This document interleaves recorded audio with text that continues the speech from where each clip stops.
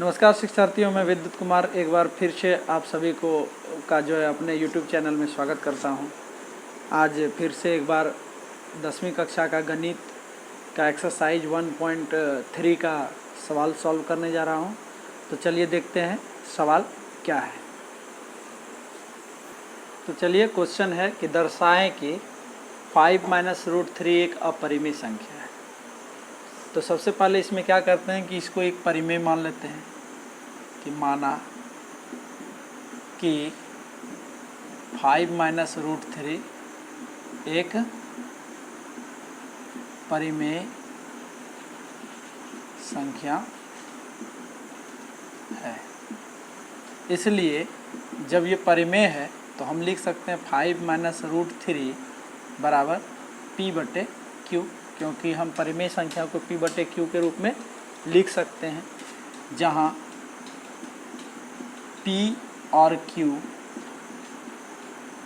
क्या है, पूर्णांक है।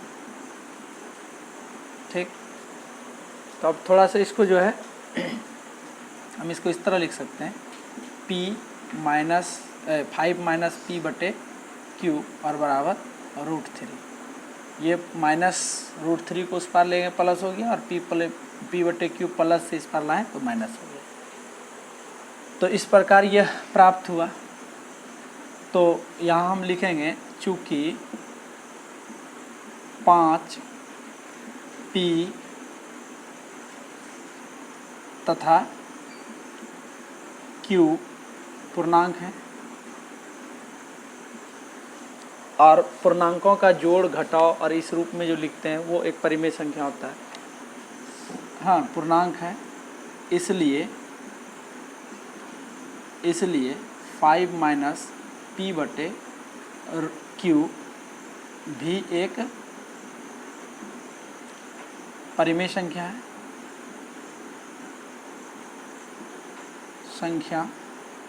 है कि चूँकि ये तीनों पूर्णांक है। अब पूर्णांक का हम जब भिन्न के रूप में उसको लिखते हैं पूर्णांकों को, तो वो जो है एक परिमेय संख्या के रूप में आता है। तो इस तरह 5-PQ क्या है, परिमेय संख्या है। तो इस प्रकार हम क्या कर सकते हैं कि तथा 5-P/Q किसके बराबर है, √3 के बराबर है।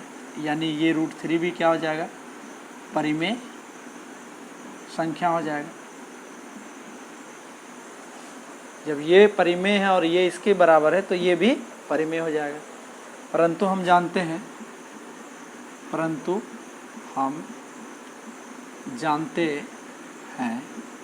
कि √3 एक अपरिमेय संख्या है। इसलिए हम क्या कर सकते हैं कि परिमेय कभी भी अपरिमेय के बराबर नहीं हो सकता है। अर्थात √3 जो है वो परिमेय नहीं हो सकता है। ऐसा इसलिए हुआ है क्योंकि हमने इसको परिमेय माना है। ऐसा 5-√3 को परिमेय संख्या मानने के कारण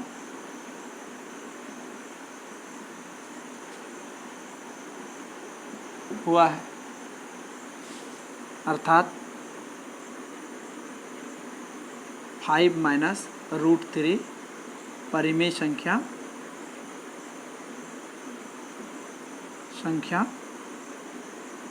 नहीं है। तो क्या है, इसलिए 5-√3 क्या होगा, अपरिमेय